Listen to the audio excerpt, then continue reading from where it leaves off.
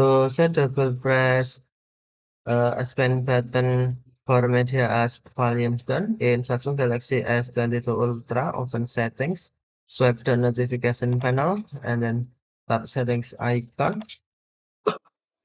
Scroll to the settings screen, find advanced features,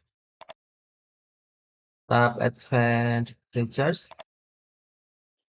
select S Pen, tap add actions,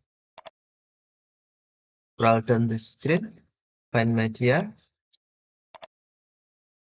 and then on media, tap double press menu, select volume down. Now double press S Pen button for media, set as volume down. To use, open your media for a simple in video, and then play in full screen. Double press your S Pen button to volume down. Press and hold your S Pen button. Double press your S Pen button to volume down.